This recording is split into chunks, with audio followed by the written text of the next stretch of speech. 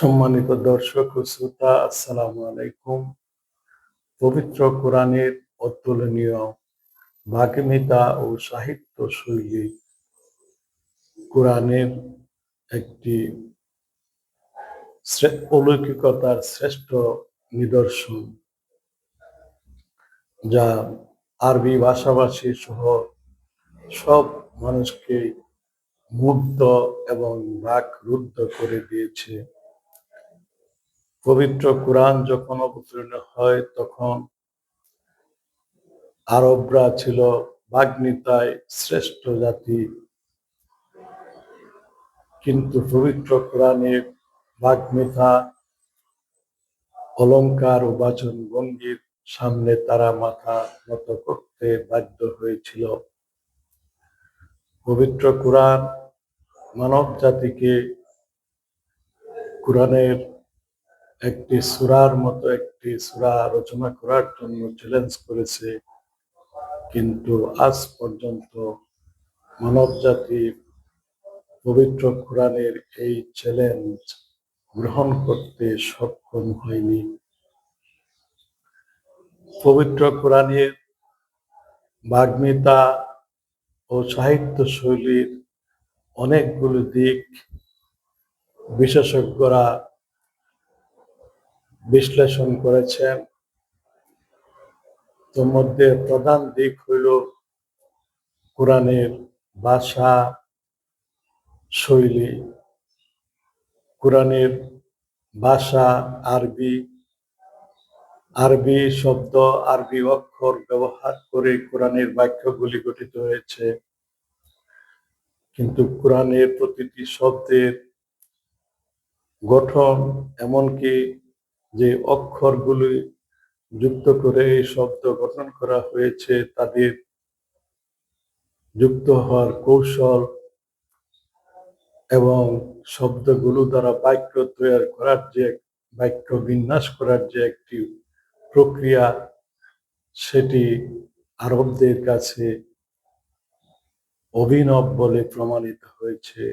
তারা দেখতে পাচ্ছে যে এই কোরআন কোনো কবিতাও নয়, আবার গদ্য নয়, কিন্তু তাদের ভাষাতেই রচিত হয়েছে এবং তার অলঙ্কার শাস্ত্র এবং ব্যঞ্জনা এর রূপক এবং উপমা স্টাডি করে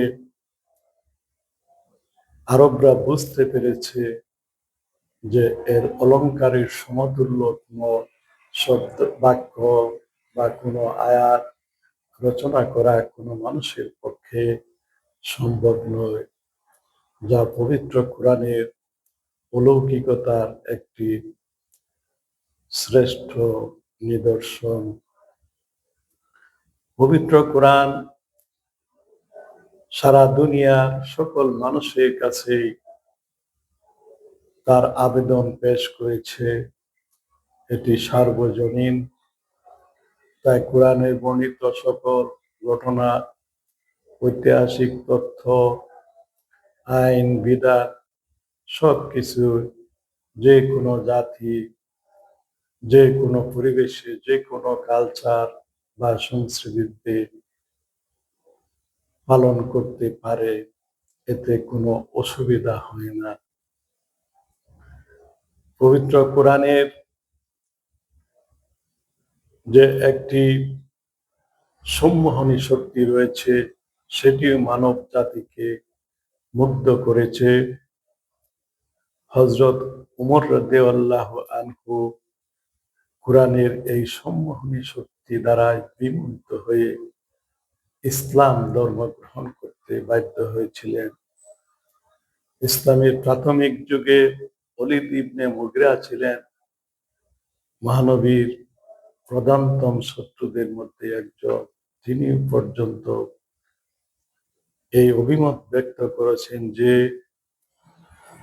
এই কোরআন সাধারণ কোনো আরবদের সাহিত্য, গদ্য বা কবিতা নয়, এটি অতুলনীয়। এর সঙ্গে কোনো সাহিত্যকে তুলনা করা যায় না। এর সামনে, এর মোকাবেলায় যে সাহিত্য দাঁড়াবে তাকে সেই কুরাত ছিন্ন ভিন্ন করে দিতে সক্ষম। তিনি তার সাথীদেরকে লক্ষ্য করে বলেছেন যে তোমরা মুহাম্মদের বিরুদ্ধে যতই লড়াই করবে, তোমরা তার সঙ্গে প্রতিদ্বন্দ্বিতায় কুলিয়ে উঠতে পারবে না।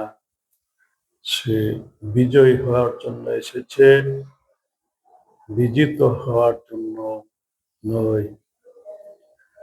কোরআনের প্রতিটি বাক্য বা আয়াত অত্যন্ত সুস্পষ্ট এবং সন্দেহমুক্ত। কোরআনে যে সকল তথ্য পাঠ্য বর্ণিত হয়েছে, সেটা ঐতিহাসিক হোক, বৈজ্ঞানিক, সামাজিক, রাজনৈতিক, অর্থনৈতিক, এই সকল তথ্য 1400 বছর ধরে আজও সমমহিমায় টিকে আছে, এর মধ্যে কোনো পরিবর্তন হয় নাই। পবিত্র কোরআনের সূরা বাকারার প্রথম 10 আয়াতে আল্লাহ পাক এই কোরআনের সুস্পষ্টতা এবং সন্দেহহীনতা সম্পর্কে স্পষ্টভাবে বলেছেন, যালিকাল কিতাবু লা রাইবা ফীহি হুদাল লিল মুত্তাকিন। এটি এমন একটি গ্রন্থ, এর মধ্যে কোনো ভুল নেই, কোনো সন্দেহ নেই।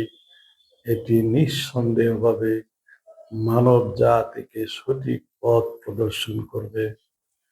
পবিত্র কোরআনের প্রথম 10 আয়াতে আল্লাহ পাক 3 শ্রেণীর মানুষের বিবরণ দিয়েছেন অত্যন্ত স্পষ্ট ভাষায়।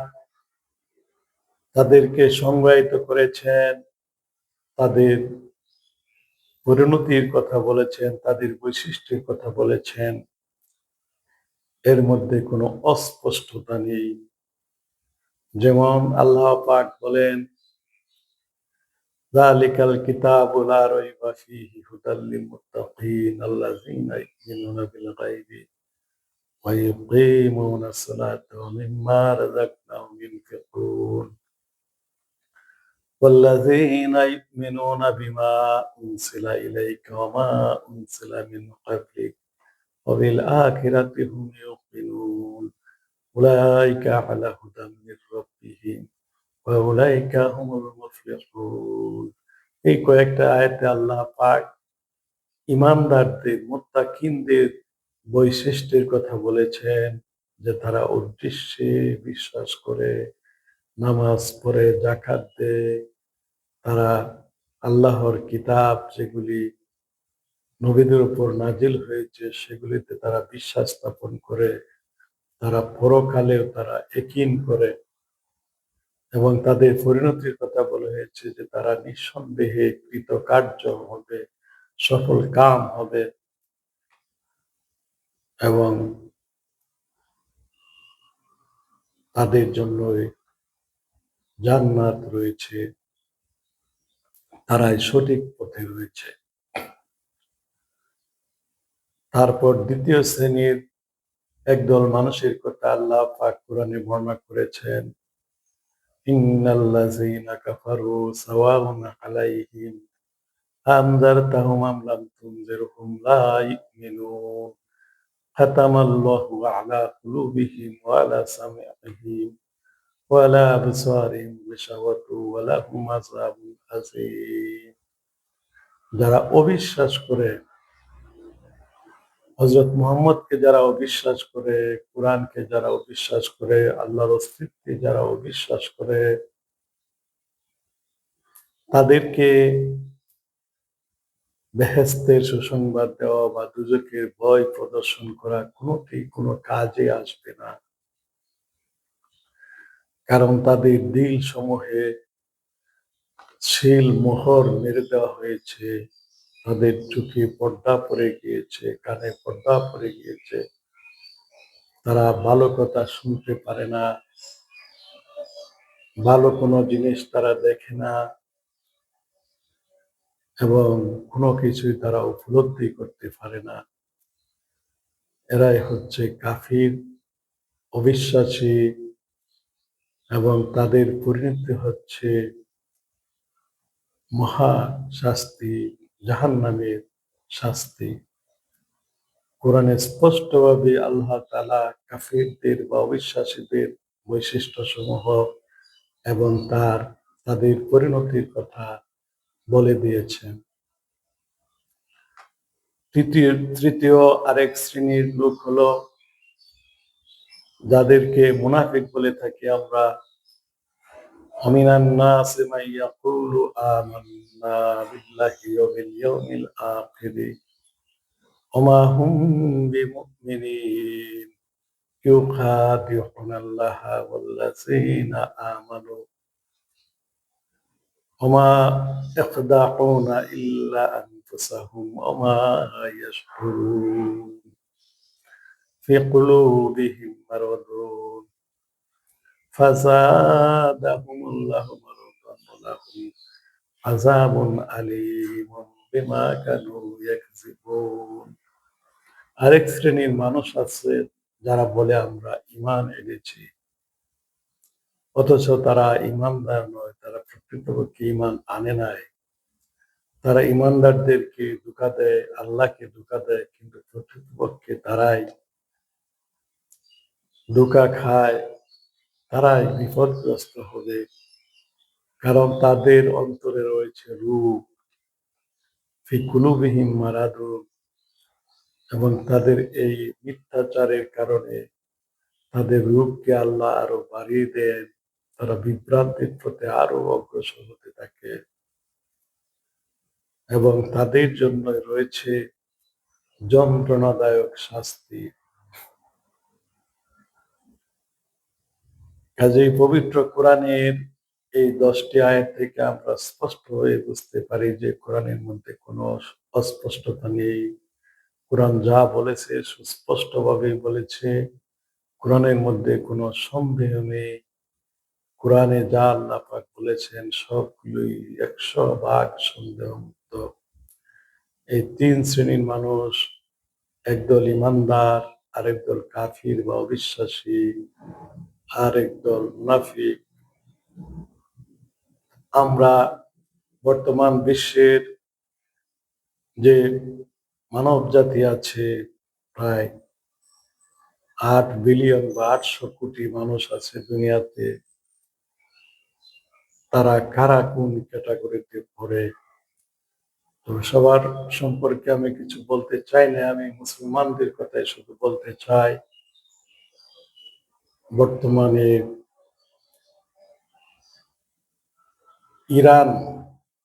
ইরানের শিয়া মুসলমানরা ইহুদি এবং কাফিরদের মোকাবিলায় যুদ্ধ করে আসছে। 57টি মুসলিম রাষ্ট্র রয়েছে। তাদের অধিকাংশ জনগণ ইরানকে বা ইরানের জনগণকে সমর্থন করলেও 57টি রাষ্ট্রের যে রাষ্ট্রপ্রধানগণ রয়েছেন তারা সেই কাফেরদের বিরুদ্ধে যুদ্ধ অংশগ্রহণ করে নাই। ইহুদিদের বিরুদ্ধে যারা মুসলমানদের শক্তিকে ধ্বংস করে দিতে চায় তাদের বিরুদ্ধে তারা কোনো যুদ্ধে অংশগ্রহণ করে নাই। এমনকি তারা ইরানি জাতির প্রতি তাদের সমর্থন ব্যক্ত করে নাই। এতে বোঝা যাচ্ছে এই 57টি মুসলিম রাষ্ট্রের মধ্যে 56টি মুসলিম রাষ্ট্রই তারা নিজেদেরকে, তাদের কর্ণধারগণ, শাসকগণ নিজেদেরকে ঈমানদার বলে দাবি করলে তারা প্রকৃতপক্ষে ঈমানদার নহেন, বিশ্বাসী নহেন। তারা প্রকৃতপক্ষে হৃদরোগে আক্রান্ত, আমরাজুল কালবে আক্রান্ত, স্পিরিচুয়াল ডিজিজ দ্বারা আক্রান্ত। কাজেই তাদের এই রোগের চিকিৎসার কথাও পবিত্র কোরআনে আল্লাহ পাক দিয়ে দিয়েছেন। তারা যদি চিকিৎসা গ্রহণ করতে চায় তাহলে মুনাফিকির খাতা থেকে তাদের নাম কাটা যাবে। কিন্তু কেউ যদি চিকিৎসা গ্রহণ করতে আগ্রহ প্রকাশ না করে, অসুস্থ হয়ে যদি তারা সুস্থতার ভান করে, তাহলে তাদেরকে কেমনে সুচিকিৎসা দেওয়া সম্ভব? আমেরিকার প্রেসিডেন্ট নিজকে পৃথিবীর শ্রেষ্ঠতম শক্তিধর রাষ্ট্রপ্রধান রূপে নিজকে মনে করে থাকেন। তিনি মুসলমানদের সকল শক্তিকে অগ্রাহ্য করে ইহুদিদেরকে সাথে নিয়ে ইরানি মুসলমানদের বিরুদ্ধে যুদ্ধে লিপ্ত হয়েছেন। আর এই পরাশক্তিকে মুসলিম রাষ্ট্রগুলো, মুসলিম বিশ্বে প্রায় 56টি রাষ্ট্রই সমর্থন দিয়ে আসছে। আল্লাহ যাদেরকে বলেছেন মশা, মাছি বা মাকড়সা, আর এই মুসলমানরাই তাদেরকে নিজেদের সাহায্যকারী, নিজেদের অভিভাবক বা গাইডলাইন রূপে গ্রহণ করেছে। আল্লাহ পাক পবিত্র কোরআনে সূরা আনকাবুতে একটি রূপক বা উপমা ব্যবহার করে স্পষ্টভাবে এই পরাশক্তির শক্তি কতটুকু তা আমাদেরকে জানিয়ে দিয়েছেন। যেমন আল্লাহ পাক বলেন, মাসালুল্লাযীনা ইত্তাখাযু মিন দুনিল্লাহি আউলিয়া কামাসালিল আনকাবুত ইত্তাখাযাত বাইতান ওয়া ইন্না আওহানাল বুয়ুতি লাবাইতুল আনকাবুত লাউ কানু ইয়ালামুন। যারা আল্লাহ ছাড়া অন্য কোন শক্তিকে সাহায্যকারী মনে করে, প্রভু মনে করে, তাদের দৃষ্টান্ত হলো মাকড়সার যে একটি ঘর প্রস্তুত করেছে, আর মাকড়সার ঘরে তো সবচাইতে দুর্বলতম ঘর। যে সকল পরাশক্তিকে আল্লাহ তাআলা মাকড়সার সঙ্গে তুলনা করেন, একটি দুর্বল বস্তুর সঙ্গে, দুর্বল প্রাণীর সঙ্গে তুলনা করেন, আর সেই দুর্বল প্রাণীকে মুসলমানরা তাদের সাহায্যকারী, তাদের অভিভাবক রূপে গ্রহণ করেছে। এতে তারা নিশ্চয়, তারা যে অসুস্থ এবং রুগ্ন মানুষ, তাদের দিলে যে মরজ বা সন্দেহ রয়েছে, তারা যে আল্লাহ সম্পর্কে, কোরআন সম্পর্কে বা আল্লাহ রসুল সম্পর্কে সন্দেহের মধ্যে নিপতিত হয়েছে, সে বিষয়টি স্পষ্ট হয়ে যায়। কাজেই মুসলিম বিশ্বের অধিকাংশ মানুষ যদিও কাফেরদের বিরুদ্ধে ইরানকে সমর্থন দিয়ে আসছে, শুধু সমর্থনই যথেষ্ট নয়, তাদের যে শাসকগণ আছেন, রাষ্ট্রপ্রধানগণ আছেন, তাদেরকে সঠিক পথে নিয়ে আসার জন্য চেষ্টা করতে হবে। আর সঠিক পথে আনার জন্য আমরা পবিত্র কোরআন গবেষণা করে তাদের যে চিকিৎসা, তাদের রোগ আরোগ্যের যে প্রক্রিয়া আছে, সেটি আমরা উদ্ভাবন করতে পারি। পবিত্র কোরআনে শুধু নয়, প্রতিটি ধর্মগ্রন্থেই মহাকাশে, স্বর্গ এবং নরকের কথা বলা হয়েছে। অতি প্রাচীন কাল থেকে মানুষ স্বর্গ নরকের কথা বলে আসছে। বিজ্ঞানীরা অতি প্রাচীন কাল থেকে মহাকাশ গবেষণা করে আসছেন। বিজ্ঞানী এরিস্টটল মনে করতেন যে পৃথিবীটা মহাবিশ্বের কেন্দ্রে অবস্থিত এবং আমাদের মাথার উপরে যে আকাশগুলো রয়েছে, গম্বুজ আকৃতির যে আকাশ, এর বাইরে কোনো কিছু নেই। এরিস্টটল ছিলেন প্রাচীনকালের শ্রেষ্ঠ দার্শনিক। তিনি তার লেখনীতে, তার ভাষ্যে সুন্দরভাবে বলেছেন যে মহাকাশে কি আছে সে সম্পর্কে আমরা কিছুই জানি না। কিন্তু এরিস্টটলের মতো দার্শনিক বিজ্ঞানীরা কিছু না জানলেও একদল মহামানবের আবির্ভাব ঘটেছিল পৃথিবীতে, যাদেরকে নবী এবং রাসূল বলা হয়। তারা নিঃসন্দেহভাবে বলেছেন যে মহাকাশে রয়েছে পরলোক, যেখানে রয়েছে স্বর্গ ও নরক। আধুনিক গবেষণা দ্বারা বিজ্ঞানীরা মহাকাশে সেই স্বর্গ ও নরকের অস্তিত্ব আবিষ্কার করতে সক্ষম হয়েছেন। আমাদের পৃথিবী গ্রহের বাইরে মহাকাশে যে অসংখ্য অগণিত ছায়াপথ আবিষ্কৃত হয়েছে, সেখানে রয়েছে অসংখ্য এবং অগণিত নক্ষত্র। প্রতিটি নক্ষত্র একটি বিশাল অগ্নিকুণ্ড, যাদেরকে পবিত্র কোরআনে, পবিত্র ধর্মগ্রন্থ সমূহে বর্ণিত দুজক বা নরক বলে শনাক্ত করা হয়েছে।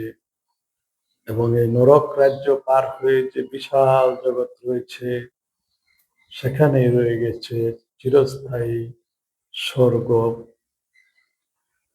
সেই মহাকাশের এই যে নরকে যে অগ্নির ব্যবস্থা রয়েছে, সেখানকার তাপমাত্রা million million billion degree Celsius ছাড়িয়ে গিয়েছে। হাইড্রোজেন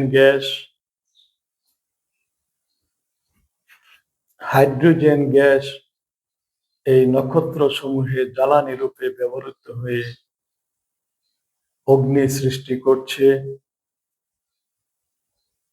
এই অগ্নির তাপমাত্রা বিলিয়ন বিলিয়ন ডিগ্রি সেলসিয়াস ছাড়িয়ে গিয়েছে।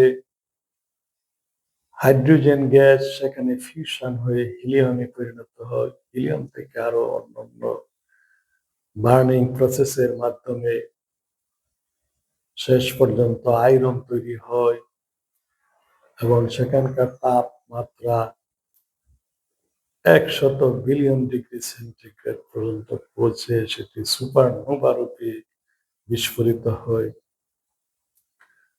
এই অগ্নিকুণ্ডগুলো মহাকাশে অসংখ্য অগণিত। তোর মধ্যে আমাদের নিকটবর্তী নক্ষত্র সূর্য একটি অগ্নিকুণ্ড বা দুজক। সূর্যের প্রতি সেকেন্ডে 40 লক্ষ টন হাইড্রোজেন জ্বালানি রূপে ব্যবহৃত হয়ে অগ্নি উৎপন্ন করছে,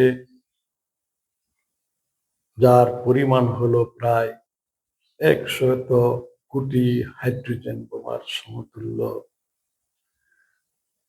একটা নরকে যদি 100 কোটি হাইড্রোজেন বোমার বিস্ফোরণ ঘটে 1 সেকেন্ডে, তাহলে 24 ঘন্টায় এর মধ্যে কত টন হাইড্রোজেন বোমার বিস্ফোরণ ঘটছে, সেটা আমরা চিন্তাই করতে পারি না, কল্পনাই করতে পারি না। আর বর্তমানে পৃথিবীর যে পরাশক্তিগুলি রয়েছে, তাদের হাতে কত টন বা কয়টি পরমাণু বোমা রয়েছে।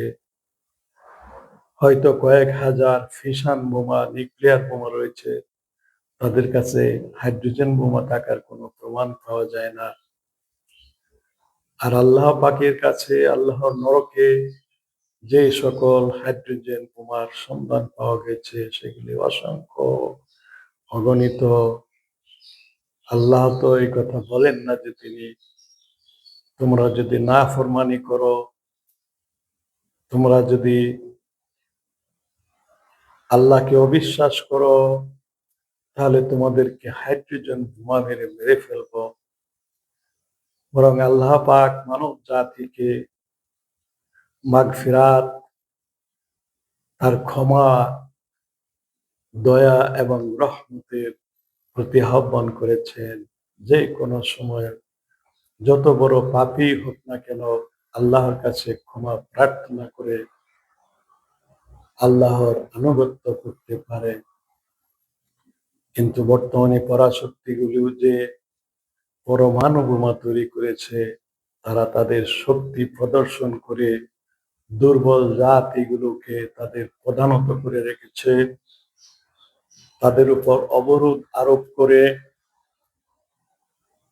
তাদেরকে তাদের অনুগত হতে বাধ্য করেছে। কিন্তু পৃথিবীতে একটি মাত্র রাষ্ট্র ইরান এই পরাশক্তিগুলোর আনুগত্যকে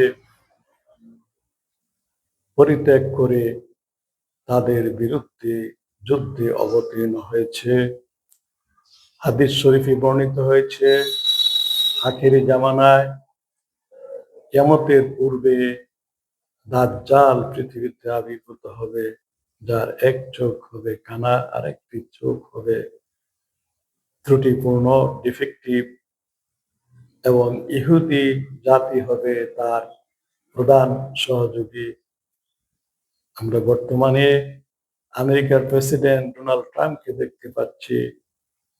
তার দৃষ্টিশক্তি, তার দুটি চোখের একটি পরিপূর্ণভাবে নিভে গিয়েছে, আর একটি ত্রুটিপূর্ণ চোখ বলতে আমি এখানে জ্ঞানের চোখকে বলেছি।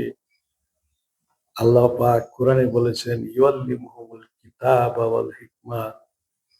নবী মানুষকে দুটি বিষয় শিক্ষা দিতেন, একটি হলো কিতাব বা আসমানি ধর্মগ্রন্থ, আরেকটি হলো হিকমা বা সায়েন্স এন্ড টেকনোলজি। তো আমেরিকার প্রেসিডেন্ট তো কিতাব সম্পর্কে সম্পূর্ণ অজ্ঞ, এই জন্য তার একটি চোখ অন্ধ, আরেকটি চোখ ডিফেক্টিভ, কারণ সেই সায়েন্স এবং টেকনোলজিকে মানুষের কল্যাণে ব্যবহার না করে মানুষকে শায়েস্তা করার জন্য, মানুষের ক্ষতি করার জন্য ব্যবহার করছে। নির্বিচারে সে মানুষকে হত্যা করছে। মুসলমানকে সে সাধারণ প্রাণীর সঙ্গে তুলনা করছে এবং তাদেরকে হত্যা করার জন্য ইহুদিদেরকে বৈধতার লাইসেন্স দিয়ে দিয়েছে। কাজেই দাজ্জাল যে পৃথিবীতে চলে এসেছে, বিষয়টি আমাদের কাছে অত্যন্ত স্পষ্ট হয়ে গেছে। দাজ্জাল যদি দুনিয়াতে এসে যায়, তাহলে ইমাম মাহদী আলাইহিস সালামও দুনিয়াতে চলে আসছেন। 400 বছর পূর্বে ফরাসি জ্যোতিষী নস্ট্রেডেমাস ভবিষ্যৎবাণী করেছেন যে তার 400 বছর পর পৃথিবীতে একজন মহামানবের আবির্ভাব ঘটবে, যিনি পৃথিবীতে শান্তি প্রতিষ্ঠা করবেন। আমেরিকার মহিলা জ্যোতিষী জিন ডিকসন বলেছেন যে 1962 সালে আরব জাহানে একজন শিশুর জন্ম হয়েছে, যিনি পরবর্তীকালে বিশ্ব শান্তি প্রতিষ্ঠা করবেন। এইভাবে মুসলিম বিশ্বের বহু বুজুর্গ, যেমন মুজাদ্দেদে আল ফিসানি, শাহ নিয়ামতুল্লাহ কাশ্মীরি এবং ফুরফুরা শরীফের আবু বকর সিদ্দিক রাহিমাহুল্লাহ আনহু, তারা বলেছেন যে এই যুগ ইমাম মাহদী আলাইহিস সালামের যুগ। 1380 হিজরিতে ইমাম মাহদী আলাইহিস সালাম জন্মগ্রহণ করেছেন। 1380 হিজরি এবং 1962 সাল একই বছর। কাজেই মুসলমানদের উত্থানকে অঙ্কুরেই ধ্বংস করে দেওয়ার জন্য 2001 সালে ইহুদিরা একটি ফলস ফ্ল্যাগ অপারেশন চালায়। যে বছর এই সকল মনীষীদের ভাষ্য অনুযায়ী ইমাম মাহদী আলাইহিস সালামের আবির্ভাবের হওয়ার কথা ছিল, নিউ ইয়র্কে টুইন টাওয়ারে অতর্কিত হামলা চালায় এবং সেই জন্য মুসলমানদেরকে দায়ী করা হয়। সুন্নি বিশ্বে আমেরিকা ক্রুদ্ধ হয়ে আক্রমণ চালায় এবং সুন্নিদেরকে এখন তার প্রধানত করতে বা তার বাধ্য করতে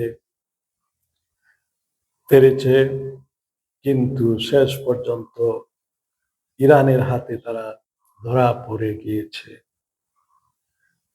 কাজেই মুসলিম বিশ্বের 57টি রাষ্ট্র যদি আল্লাহর এই শক্তিতে বিশ্বাস করে, আল্লাহর স্বর্গ এবং নরকে বিশ্বাস করে, আল্লাহ পাক নরকে যে শক্তি রেখে দিয়েছেন সেই শক্তির হিসাব করলে পরাশক্তিগুলিকে একটি মাকড়সা, একটি মশা বা মাছির মতোই মনে হয়। কাজে মশা মাছিদের আনুগত্য না করে পবিত্র কোরআনকে যথাযথভাবে স্টাডি করে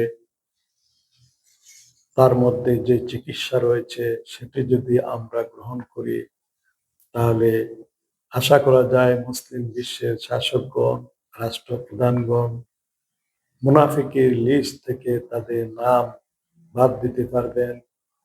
তারাও ইরানের মতো একজন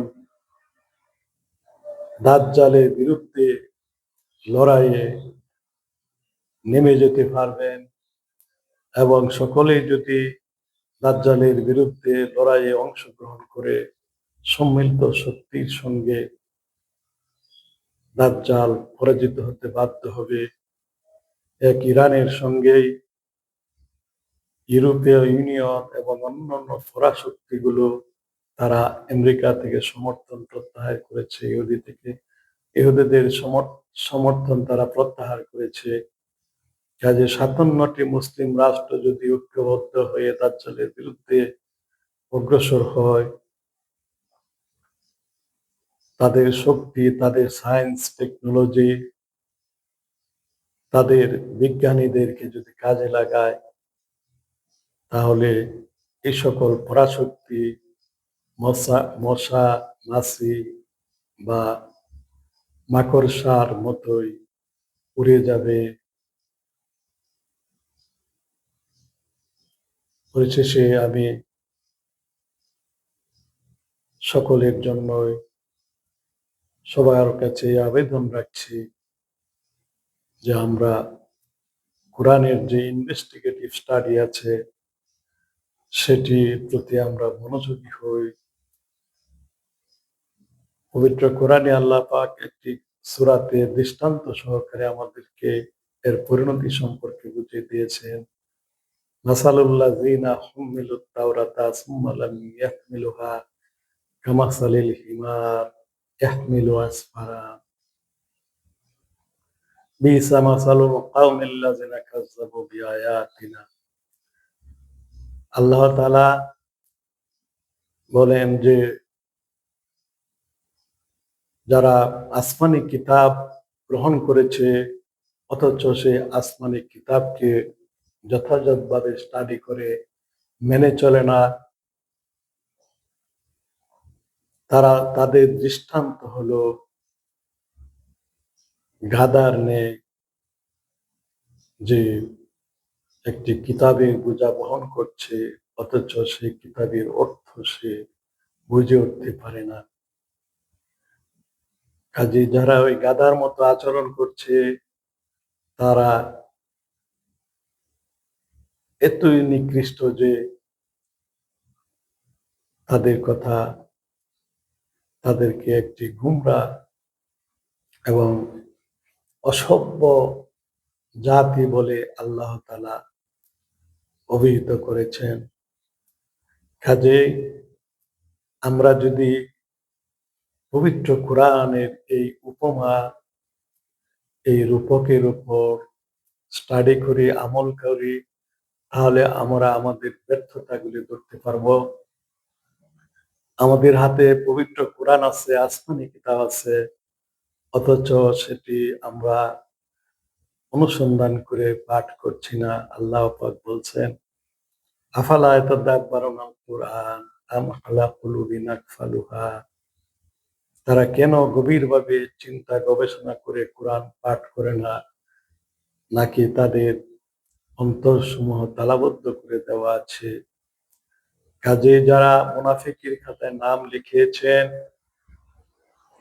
তাদের অন্তরগুলি তালাবদ্ধ হয়ে গেছে, তাদের দিলের মধ্যে এমন এক রোগ হয়েছে যেটিকে আল্লাহ পাক একটি ফলস নোট বা তালার সঙ্গে তুলনা করছেন। কাজে এই ফলস নোট বা এই গিট্টুকে আমরা খুলতে পারি পবিত্র কোরআনের উপর গভীর মনোনিবেশ সহকারে যদি আমরা গবেষণা করি, তাহলে আমরা ধরতে পারবো যে আসমানি কিতাব প্রকৃতপক্ষে আমাদের মুক্তি দিতে সক্ষম। আসসালামু আলাইকুম ওয়া রাহমাতুল্লাহ।